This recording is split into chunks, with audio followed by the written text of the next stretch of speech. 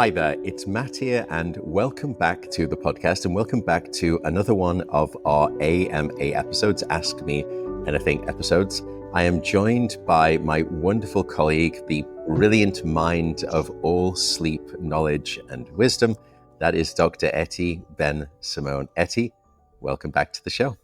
Thank you, Matt. Great to be here. So let's just dive in. Maybe we can start with question number one from the audience. And we should say that, by the way, people listening, send your questions to both myself or Eti and myself, or just Eti on social media. Eti, where can people find you on social media, by the way? So I have a Twitter account. It's Etoosh, Etoosh, and also the same name for my Gmail, etoosh@gmail.com. Please write to me. I'd love to hear from you. We will take any and all of your questions. So, starting with our next question from our audience member. Yeah, so our first question is about tinnitus, which is a really annoying phenomenon. And someone's asking, what is the relationship between sleep deprivation and tinnitus severity? And can sleep interventions actually reduce the symptoms? Yeah, it's interesting. So tinnitus, as a medical condition, it's a condition of sound misperception, and it's where you perceive sound when there is no external sound present. So people often describe ringing or buzzing in the ears or hissing. Some people describe whooshing or clicking or just a high-pitched kind of like resonance tone in the background. What we know is that tinnitus and sleep have a bidirectional relationship, and not in a good way. You know, it's kind of like living next to someone who plays the bagpipes. The more exhausted you become, the louder the bagpipes seem, which makes you more exhausted, which makes them seem even louder. And it's a really challenging situation that we'll get into in terms of this vicious spiral. What are the numbers? If you look, it's not a small proportion of tinnitus sufferers will have sleep difficulties. It's not 5% or 10%, somewhere between 50 to 70%, if you look at the data, will struggle with sleep, and particularly with sleep difficulties. So tinnitus can impact your sleep. Why is that, by the way? I think tinnitus can sometimes be less prevalent during your waking day, because during the waking day, you are obviously perceiving the external surrounding world. There's noise, there's sensation, the sound, even other sensory channels like vision can help dissipate the attention that your auditory system pays to the tinnitus. So that net overall, some people's tinnitus can be less severe during the waking day. But of course, we retreat to our bedrooms, which is usually a place of silence. And when all of a sudden the external sensory stimuli of your waking world are not trying to compete and elbow out the volume of tinnitus, all of a sudden all that's left is the tinnitus itself. And that's why tinnitus can be so problematic, not just during your waking day, but especially problematic during your sleeping night. What we also know, though, is that the greater the severity of sleep deficiency in people who are suffering from tinnitus, the greater the severity of the loudness that they perceive of their tinnitus, and the greater the distress that they suffer caused by that tinnitus. So once again, it's just making the point that it's bidirectional, that the greater the severity of your tinnitus, the greater the disruption of your sleep. And independent of that relationship, if you are having good versus bad nights of sleep, on nights when you've had a good night of sleep, your tinnitus will be less severe, versus when you've had a bad night of sleep, your tinnitus the next day is going to be significantly greater. So it is bidirectionality. We also think that lack of sleep, it's not just the fact that you are in a worse mood. It does seem to be, if you look at some of the sensory signaling data, that the sensory perception of the tinnitus is amplified by a lack of sleep at the primary level of the auditory cortex, which I think is really interesting too. Oh, so it's not just subjective reports, it's actually signals from the auditory system? Yeah, so you can actually see it objectively in the auditory system itself. So yes, part of it is subjective. I'm sure part of it, if they measure your mood state, is that the worse mood that you're in, the worse the tinnitus becomes. But it's also at the primary level of the sensory channel of the auditory cortex, and perhaps at the level of the ear, we don't know. But the tinnitus itself seems to be more prevalent and hotspot distress like expressed even in the primary sensory channel of the auditory cortex, above and beyond any downstream impact that being in a bad mood can just amplify. You know how when you're in a bad mood, everything that annoys you seems twice as annoying. It's not necessarily that it's twice as annoying, it's just that you're in a bad mood and it feels that way. Well, yes, but also it does seem to be almost twice as annoying when you are sleep deprived at the level of the auditory cortex. So we certainly know that there seems to be this neural, what's a good way of describing it? It's like the gain or the volume button, that the volume knob is turned up in terms of neural amplification of auditory pathways. And therefore you can increase these phantom sounds. So as I said, during the day, you can consistently ignore them because of that constant hum of the waking day around you. But it's when you try to put your head on the pillow at night that the tinnitus sort of ignites, as it were, and it's impossible to ignore. What do we know about treatments? I think there's only probably a couple of papers that have tried to use cognitive behavioral therapy for insomnia, and they have found that it does decrease the insomnia severity in people with tinnitus. I don't think, and I'm bad because I should have tried to recollect this, but I don't think it's necessarily that the tinnitus itself is resolved by the cognitive behavioral therapy. It's just that you have a greater stability of a sleep scaffolding around you because you've undergone cognitive behavioral therapy that makes your sleep easier to come by. And therefore you can push through the tinnitus more powerfully because you've been armed with all of the tools in the cognitive behavioral therapy for insomnia toolbox. And that's what makes your sleep better. But I would say that right now it sort of lacks strong randomized placebo-controlled trials.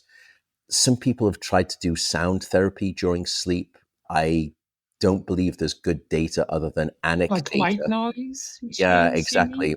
Yeah, but it's really at what I would call anecdata, which is anecdotes that people would believe are data points. Not to say that they're not valid, but they're just not scientific.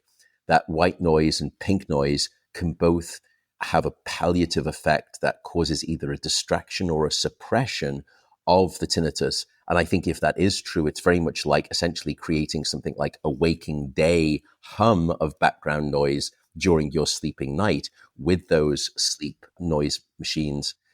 Other people have claimed that melatonin has worked for them, but if you look at the studies, and there have been a couple of studies, it's pretty mixed. I think there's very few really high quality studies to claim that melatonin has any benefit.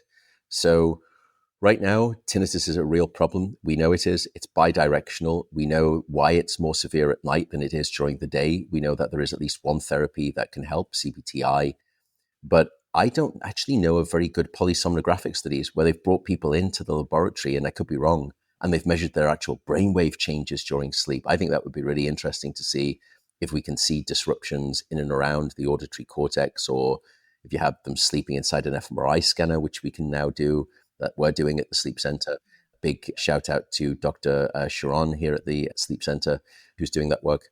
It would be very interesting to try to understand what are the underlying mechanisms of tinnitus during sleep, and then try to start to use interesting sound combating techniques like auditory tones or even white noise.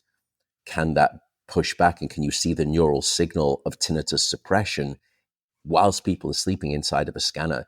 That would be incredible to be developing efficacious tools. And you could use the MRI scanner as essentially an outcome measure, just like you would measure the level of cholesterol drop that is caused by taking statins. You could look at the level of auditory cortex suppression caused by any intervention that you would use for tinnitus sufferers. But it's a big problem out there. I never used to think about tinnitus much in the sleep field before I went out into the public and started doing a lot of public speaking.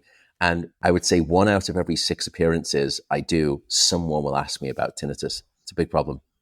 So, for someone who hasn't experienced it, is it similar to coming back from a concert Mm, and then you feel like, ringing in the you're ears. okay, but then you put your head, yeah, you put your head on the pillow and suddenly Yeah, the whole kind of ambient sound yeah, is all around you? Do you yeah. think that's It's sort kind of of, a good analogy? yeah, I think it is. It's sort of different people describe it. They can have whooshing, they can have just a rumble, they can have just this constant kind of high frequency pitch. So it's different for different people. But I think that would be a very good analogy, which would be that you come in from a concert and you can kind of feel your ears are ringing a little bit, but it's only when you close your eyes and you turn the light out, you think, oh, wow, I should have probably worn earplugs Yeah, because, boy, that did a number on my eardrums. So, yeah. And yeah. imagine that Even and if you constantly are, whilst you're trying to fall asleep. Not pleasant. yeah. Something you said, I just wanted to mention that there was a study showing how neurons are actually more easily excitable once it's been like 18 or 20 hours of being awake. So the Mm, sleepier we are, the easier it is to get the brain to react. Probably, perhaps like a mechanism of trying to keep us safe because we are yeah. impaired and we need to fast. But this just reminds me that if you have an issue where you have this elevated sensitivity, we see it with pain as well, then sleepless is going to make it worse. Yeah, I think it's a really interesting idea that, yes, this adaptive mechanism that is there to perhaps save us, which is that your neurons, in terms of their sensitivity of firing to sensory stimuli, even though our attention and concentration starts to fade with sleep deprivation, the brain is fiendishly trying to fight back against that by increasing the gain volume on your neurons to increase their reactivity and sensitivity. That will lead to at least two medical scenarios. The first is tinnitus, as you just described, which is no wonder when you're sleep deprived, your tinnitus gets worse because your neurons are much more sensitive. It's also the reason, probably, why epilepsy is markedly higher during conditions of sleep deprivation. And epilepsy is a situation, of course, we know where the neurons within the brain start to become excessively reactive. And in fact, the electrical impulses, almost like an earthquake, overflow and spill out, which causes a ripple effect that creates a seizure that then spreads across the cortical surface. And in fact, sleep deprivation is such a reliable trigger of what we call epileptiform discharge, which is just simply a fancy way of saying higher probability of epileptic activity in the brain, that when you want to study what type of epilepsy someone has, they will often be brought into a clinic and sleep deprived for a night or 2 nights so that it reliably induces an epileptic seizure that they can capture clinically and then diagnose you, which, of course, sounds like a very barbaric thing to do, but it's in the service of diagnosing you accurately and correctly. So you're right. It's a fascinating area of study. But wow, we got from tinnitus to epilepsy to, yeah, rock concerts all in one question. Rock concerts. Okay, next question. Next. A long-standing partner of today's podcast is Element, spelled LMNT. Element is a sugar-free electrolyte drink mix. And for me, it was the sugar-free part that made me start using it a while back. And again, I buy my own supply just to stay objective. Beyond having the electrolytes in the right balance, the other reason I'm a fan of Element is that it's scientific. If you look up the people who created the company, you'll find some pretty heavy-hitting physiology, biochemistry, and pharmacology knowledge baked into the product. And again, all of that comes without any sugar. Now, here's the update. Element's lemonade salt flavor, which used to be seasonal, was so popular that it's now permanent. You can get it year-round.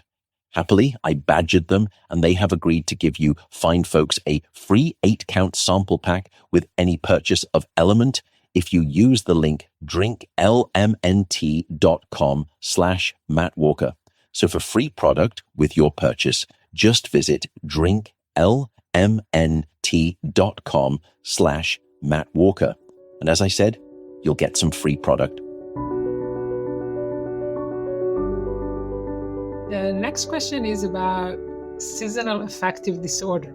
How do winter months affect sleep beyond just circadian disruption? And does light therapy timing matter for sleep optimization?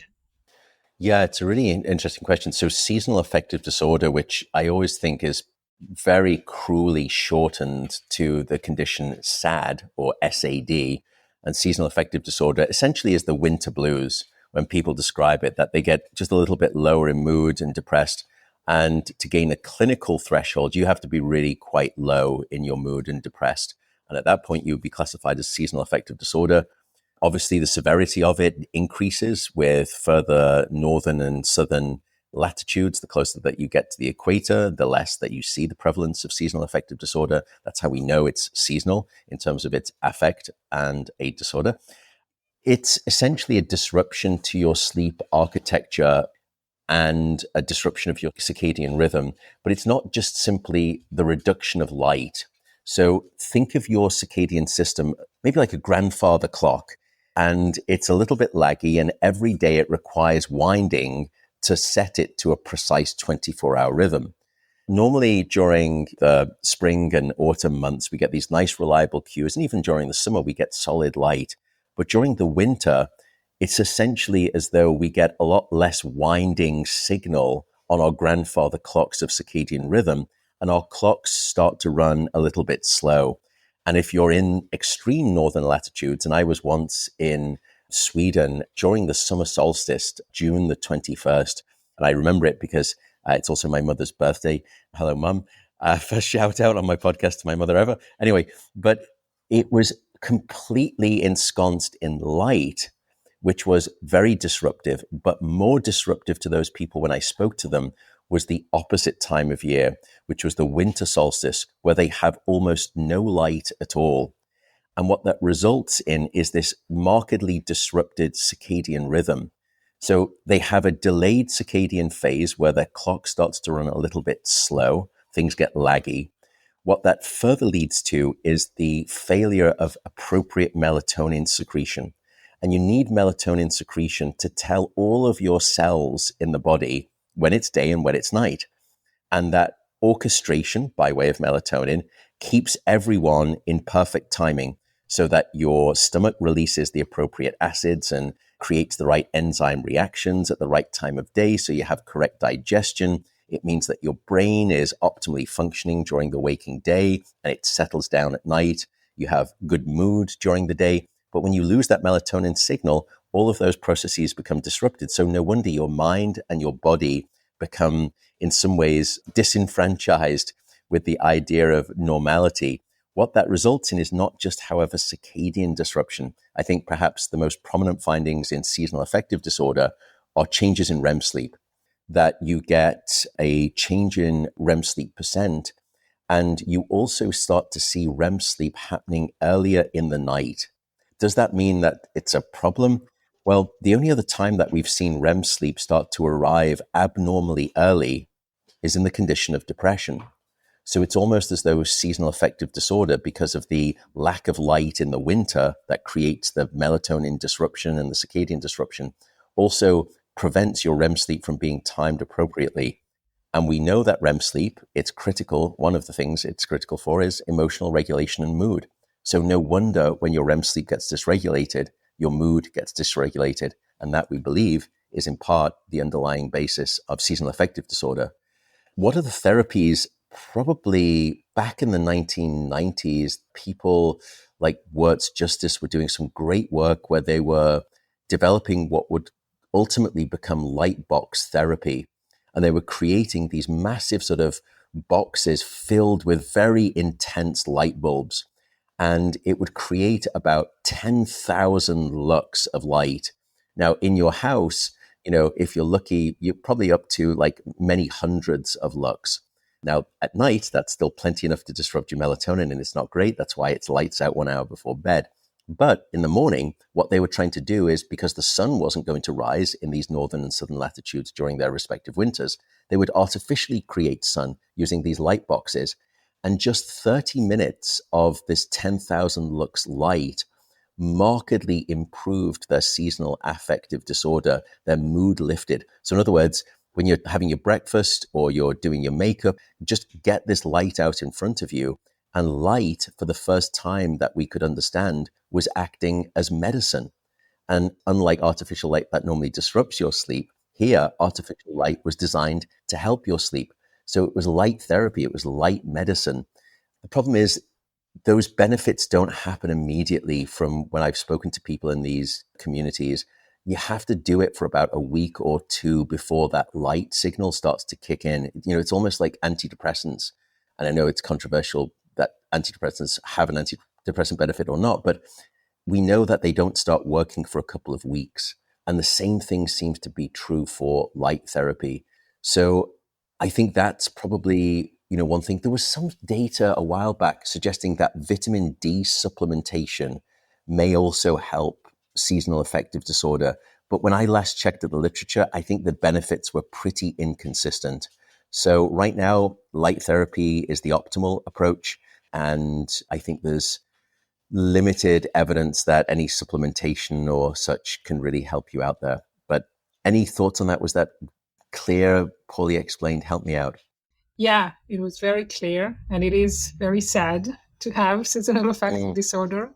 2 points I wanted to make is that we think of melatonin as the dark hormone. So you would think if you have 24 hours of darkness, you would have so much melatonin. But it is very important here to see how the contrast between light and darkness is really what we need for a functioning clock. So we really need light during the day and darkness during the night. And if either of those is impaired, the whole mechanism is dissolving. That's right. It's like a light switch. What you want is powerful lights on during the day, which is the suppression of melatonin because of powerful sunlight. And then at night, you want lights off, which essentially triggers the release of a powerful bolus of melatonin dumped into your system, which screams nighttime, and you sleep nice and soundly throughout the night. So you want to be fully on or fully off. And that's why when sometimes you go out, at weekends or you take a trip hiking where you're out during the waking day, it's not just the physicality of the waking day that makes you sleepy. It's that you've been exposed to lots of strong daylight to suppress melatonin. And then at night, you typically camp out and you're ensconced in darkness. There's not too much electric light pollution, and you sleep hard and you sleep deeply because you're much more off and then you're much more on. Whereas in the modern world, because we go out during the day and we're not in natural daylight, we're in artificial light, which is nowhere near as powerful as light on a cloudy day. And then we come home and then we are ensconced in too much electric light when we should be ensconced in darkness. So we're neither powerfully awake during the day or powerfully asleep at night. And I think that's why your point is so elegant, which is just having lots of melatonin in the system all the time is not good. You need it to be a sinusoidal wave. And the way it's dictated is daylight telling you to stop releasing melatonin. By the way, that's the reason why this notion when people take melatonin to help them sleep, which I've covered many times on this show, melatonin is not a sleep aid. It simply tells your brain when it is night. But this is the reason why more is not always better when it comes to melatonin. Some people will take 10 milligrams, 20 milligrams. The worry there is not just that that's a dose that exceeds anything that your body would naturally release. It's called a supraphysiological dose. But because you've sort of saturated the system with such a high dose of melatonin, there's a lot of melatonin that sticks around into the early morning and mid-morning hours of your waking day. Whereas your natural melatonin rhythm would have dropped down and be almost to zero by the time you wake up. So you no longer have any darkness signal of melatonin when you wake up in the morning. So you wake up bright-eyed and bushy-tailed. But because you've dosed yourself with too much melatonin, it lingers on when it shouldn't. And you're waking up and it's 9 or 10 in the morning and your brain still thinks it's night because there's still so much melatonin around because of the supraphysiological dose. I've gone off on a tangent, but does that make some sense, Eti? Yeah, absolutely. And I just think SAD is also a reminder that we didn't evolve as a species in the extreme latitudes of the north or the south. We have a clock that really needs this change between light and darkness. And I would love to fast forward a few hundred thousands of years and see how the people closer to the pole have a different clock than the people closer to the equator. Because I do believe that there is something, the people who are able to survive these harsh winters and kind of very long summers would eventually have to change their clock over time. Yeah, Would you or it's a agree? self-selecting process where those people who were able to successfully survive in those communities have some kind of a more robust circadian rhythm, which doesn't depend on light as much because either it's more precisely close to 24 hours, and even when they lose the light signal, their rhythm just keeps going because there's a lot of variability. What people don't know is that your circadian rhythm, this 24-hour rhythm, isn't precisely 24 hours. It's about 24 hours and 12 minutes if you look at the data. But everyone is different. Some people have a shorter 24-hour rhythm than 24 hours. Some people have a longer rhythm than 24 hours. But what makes us all precisely 24 hours is because of daylight and other factors that we use, like exercise or feeding, meal times. But light is the principal one that helps act like a set of chemical fingers that pop out the wristwatch and just dial in the 24-hour rhythm and reset it every day. But there are some people who may naturally have a precise 24-hour rhythm. They're not delayed, they're not advanced. Their natural rhythm just happens to be precisely 24 hours. And therefore, those are the people who, when they go to these northern and southern latitudes, they no longer suffer like, let's say you and I, maybe I'm a short 24-hour person, you're a long 24-hour person. We will have circadian disruption because we need light and we depend on light more than they do to get reset, because they don't need light as much because they naturally just won the circadian genetic lottery and have a 24-hour precise rhythm. Anyway, crashing on, what is the next question in line? These are super clock humans. Next question is about sleep divorce. Wonderful topic. What does science tell us about co-sleeping versus separate sleeping arrangements? And what are the physiological effects, relationship impact, and who benefits most from a sleep divorce? And I also would like to offer calling it sleep independence. Yeah, divorce kind of thing. I don't like the idea of sleep divorce because I think it's sort of, even though some people have argued a sleep divorce can prevent a real one, I love your idea. I think Wendy Troxell, who's the pioneer in this field of sleep and couples, she wrote a wonderful book called Under the Covers, just absolutely sensational sleep book about sleep and relationships and sex and all of that good stuff. I've had her on the podcast to look back at those episodes. She's described it as a new sleep alliance, which I like. Although when I was on the Tim Ferriss, or one of the times I was on Tim Ferriss's podcast, we were talking about this and this notion of sleep divorce. And he said, yeah, I think it is a bad term. I think we should change it to something called furniture polyamory. And I just thought that was so good. Tim is so brilliant at coming up with these on the fly descriptions and analogies and metaphors. And I was so jealous that seductive now. Oh, doesn't it just? So here's the skinny on a sleep divorce, as it were. Sleep divorces, which is where couples are sleeping separately. It may sound a little bit dire, but the suggestion from science is that for a select group of individuals, and it is by no means everyone, it is not a one size fits all, but it may be exactly what some couples need. Now, let's try to break that down as to who benefits and who doesn't. If we look at the actual data, the way that your partner will disrupt your sleep is in at least one of four non-mutually exclusive ways. The first is the war over bed real estate and cover territory, which is movement and the pulling of the sheets and the bed moving.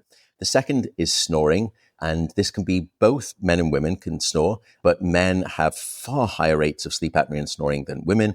The third is interesting. It's in couples who have extremely different chronotypes. So one of them is an extreme morning type, the other is an extreme evening type, and their sleep schedules, because they're so misaligned, can cause sleep disruption.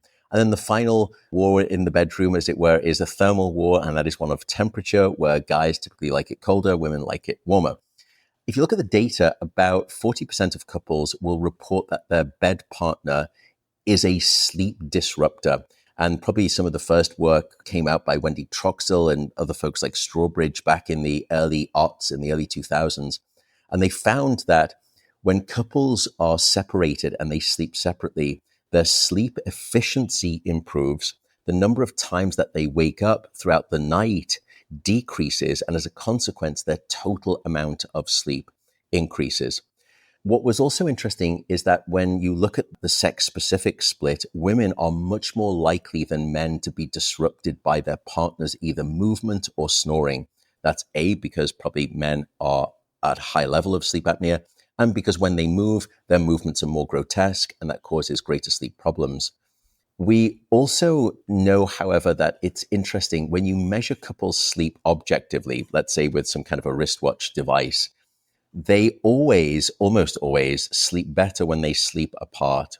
But the funny thing is that the majority of couples will rate their sleep satisfaction as higher when they are sleeping in the same bed together, despite their sleep objectively being worse as a result.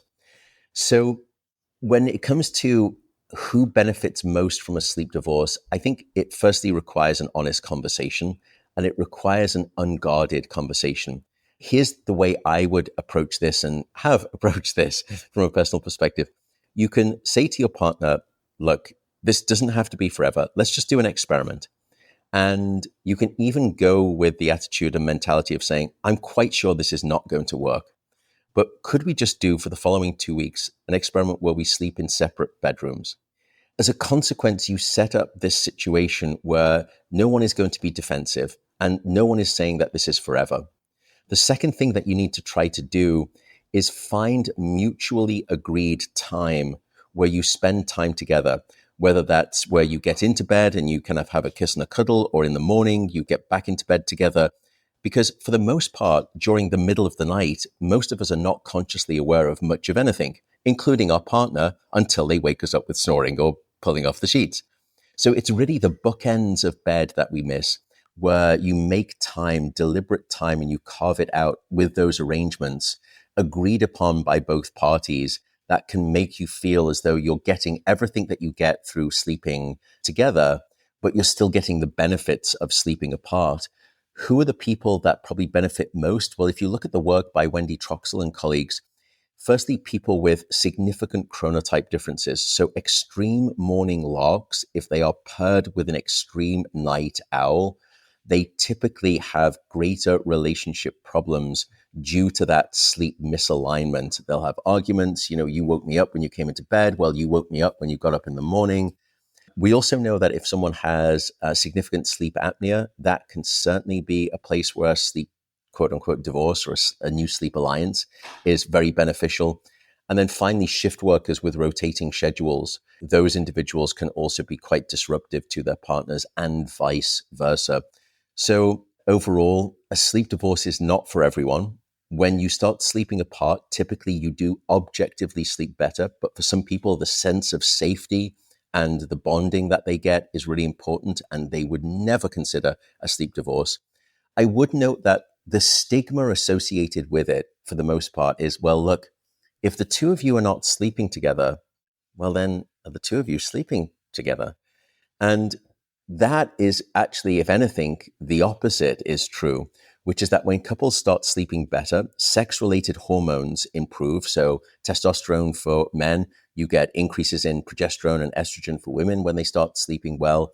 We also know that your ability to be empathetically sensitive to your partner increases, which creates stronger sort of social bonding. We also know that genitalia are more sensitive when you are well slept versus less well slept. There was an interesting study where I think they found that for every 1 extra hour of sleep that a woman obtained, her desire to be physically intimate with her partner increased by 14%. So a non-trivial amount. And at this moment, lots of the guys are probably calling their girlfriends or their wives and saying, let's get an early night tonight, shall we? Overall, there are very few long-term studies, but the cross-sectional data, I think, suggests that insufficient sleep can be the instigator of poor relationship quality. And if you feel as though it's your sleep that is part of the struggle, try the approach of saying, for the next 2 weeks, we'll do the experiment, we'll sleep in separate rooms. And then at the end of it, let's come back together and have an honest conversation. Did you feel better during your waking day? Did you feel as though we were better connected emotionally? Do you think that the physicality and our attraction to each other was better? And if it is, maybe that's the way that you move forward, whilst you still try to get the bookends of all of those benefits of getting into bed and waking up whenever you can. Anything to add to that, Eti, considering this is definitely not my area of expertise? As someone who has suffered almost, I think, 3 out of 4. So my partner used to snore, then he got his sleep apnea treated. Our temperature profiles are exactly the opposite. I like it colder, he likes it warmer. Oh, interesting. Okay. And Sex-specific change also, there. yeah, and also getting in and out of bed at different times. I want to suggest that if separate bedrooms is maybe like a bit too much, there is a spectrum. So for instance, for us, we realize that if the mattress is big enough, we don't disrupt each other as much. So we're trying to work on that. And sometimes we also try, if it looks like we're not able to fall asleep, so we don't just toss and turn and wake the other partner up. We just go and read something, which is just a good tip in general. But you can kind of slowly move away into maybe separate mattresses, and then you push the bed, or depending on the situation, there really is a lot of room to play around with. And I think I agree with you, Matt, that the most important thing is to have the conversation. Even just one sleep deprived or sleep unrested partner is kind of enough to bring down the whole harmony in the house, the level of communication, the ability to regulate emotions. Everything takes a nosedive without good sleep. So it is in the interest of the couple to have this conversation if you really feel like you're sleeping better. I'm glad you brought up that idea of the sort of a go-between. I believe it has a name. It's called the Scandinavian method. And it sounds a lot more salacious than it actually is, which is simply that you put two twin beds side by side. And that way there is sort of this demarcation of the battleground. You have your side, I have my own duvet cover, you have your duvet cover, and you still get that proximity. Now, of course, for sleep apnea sufferers, that's not necessarily going to change anything, but it does seem to help with that war of movement and maybe thermal temperature, which is great. I can have a heated blanket underneath my bed and that will warm me up. And, so the thermostat can stay the same. Under the covers can be different. Everyone's happy. So good point. Well made. Okay. After that, thorny territory where I am largely unskilled to offer recommendations. Do we have another question? This is our second mention of Scandinavia in this episode. They're all over. Yeah. The Vikings are coming. Between the seasonal affective disorders and the Scandinavian sleep divorce, they're doing their part for sleep science. Thank you, Scandinavians, of which my heritage is very strong on both sides of the family. So I would classify really? Yeah, hence the I didn't know that. You're part Viking? Yeah. Can you tell? I think people mistake it now because I've been in California for so long as mostly part surfer or wannabe surfer, but no, it's largely a Scandi Viking genetic predilection. But anyway, crashing on. Next question. Nice. You're an example that Vikings can be so nice and gentle. Well, you know that a lot of our lab members would disagree, but let's take the next question.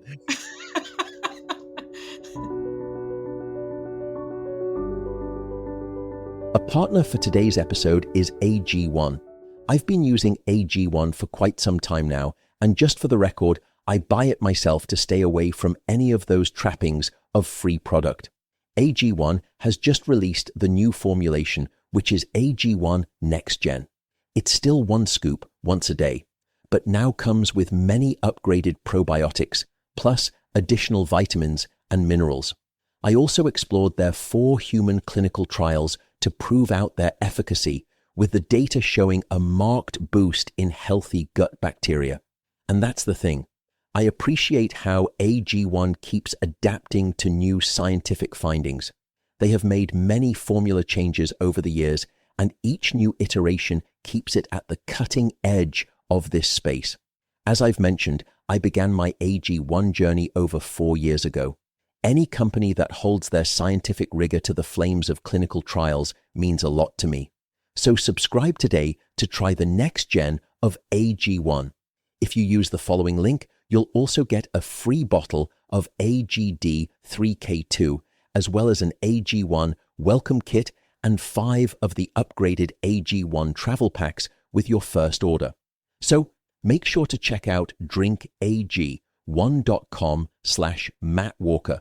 That's drinkag1.com/mattwalker. The next one is about vaccines, timely topic. What is the optimal sleep timing around vaccinations to maximize immune response and antibody production? Great question. And here the data is really, really strong. I think probably the seminal study came from probably Jan Born's group in Germany. He does great work on immunology and also cognition and learning and memory. But in 2023, he published a paper, landmark paper in psychosomatic medicine. And I know it well because I teach it in my sleep course. And they examined the hepatitis A vaccination. And what they found is that subjects who had regular sleep after the vaccination displayed a twofold higher development of antibodies 4 weeks later compared to those individuals that they actually forced to stay awake the night after the vaccination. So that was a stunning study. Then came a study by someone who've had on the podcast who is across the Bay here in the Bay Area, Eric Prather. And they published a great study. And what they found is that short sleep duration, just natural short sleep duration in the week before was associated with a much lower antibody response to the hepatitis B vaccine. And what he demonstrated is that it really doesn't matter what age you are, what sex you are, what your BMI is, sleep, above and beyond all of those factors, which we know will change your immunization response, your antibody response, sleep was markedly impactful. And I think it was something like versus those who were short sleeping during the week before they got that vaccination, they had something like a 60% lower antibody response for those people who were short sleeping during the week prior to those who were sleeping sufficient amounts. But probably the study that is best known in the literature, it's the one that I teach, comes from Ev Van Carter, who was a sleep scientist, an incredible sleep scientist at the University of Chicago. And back probably before the paper by Jan Bourne in 2003, she published a paper, I think it was in the Lancet or the New England Journal of Medicine, I can't remember which, in 2002. And this is relevant for people in this flu season right now, because what she found is that if you are put on a limited restricted amount of sleep for 4 hours for a couple of nights before you get your flu vaccination, you produce less than 50% of the normal antibody response relative to those people who are getting an 8-hour sleep opportunity, therefore leading that flu vaccination to be much more less effective at immunizing you. What was striking and a brilliant part of that study is that they went on to say, well, hang on a second, maybe in the days afterwards, maybe they didn't produce and mount a sufficient immune response. But what if we tested them 4 weeks later after they'd had lots of recovery sleep and maybe even 6 months later? What they found is that even after those 4 nights of short sleep leading up to your vaccination, no matter how much additional recovery sleep that you had in the 4 weeks afterwards, or even the 6 months afterwards, even 6 months later, you could still see a lower antibody count in those people caused by those 4 nights of short sleep 6 months prior, which to me is just, I think that's absolutely stunning. It probably does mean that we should mention COVID vaccine and COVID vaccination. I know that there was a 2023 meta-analysis by Spiegel and colleagues who worked with Ed Van Carter all of those years ago. And they found that they analyzed 7 studies across about 300 adults. And what they found is that those individuals who slept less than 6 hours per night in the days surrounding their COVID vaccination, they produced significantly lower antibody responses relative to those people who are sleeping 7 hours or more. And I think the deficit was equivalent to approximately 2 months of antibody deterioration. So if you look at how your sort of antibodies gradually deteriorate over time, that steepness of the curve, it was a massive drop that would be equivalent to just the dissolving of antibody robustness over 2 months to quantify it. I think in that study, I think they also found that, I may have this wrong, but men suffered more because of the lack of sleep in terms of mounting an antibody response than women did, almost as though females' immune system is maybe impacted differently by a lack of sleep.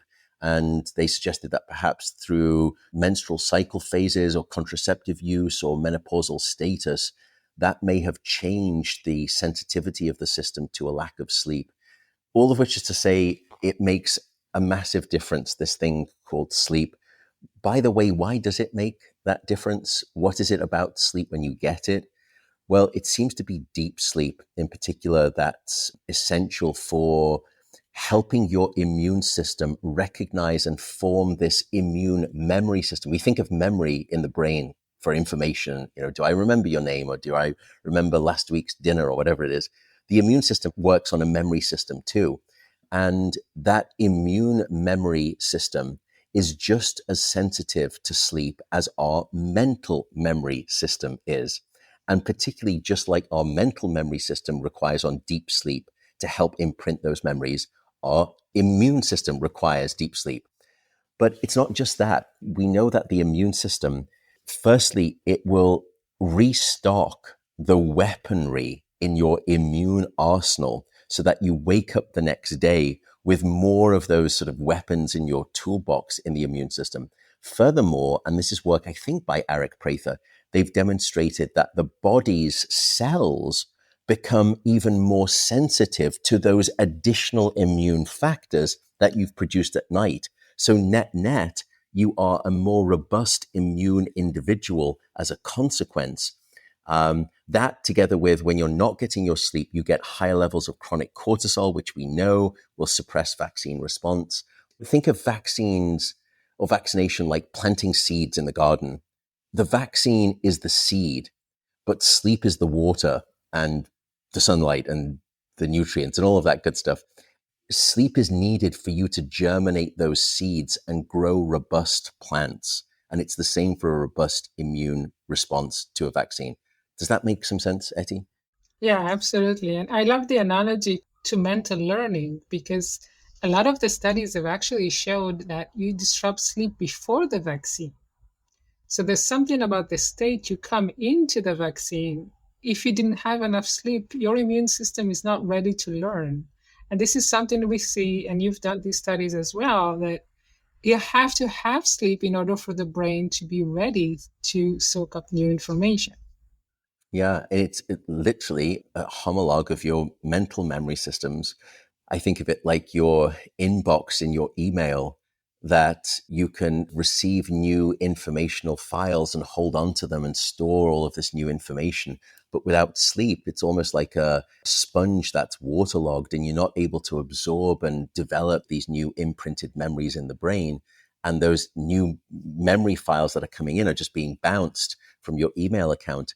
Well, your immune system will start to bounce things that it should learn in terms of immune reactions and antibody development when it's underslept, and therefore you don't become a robustly vaccinated individual as a consequence.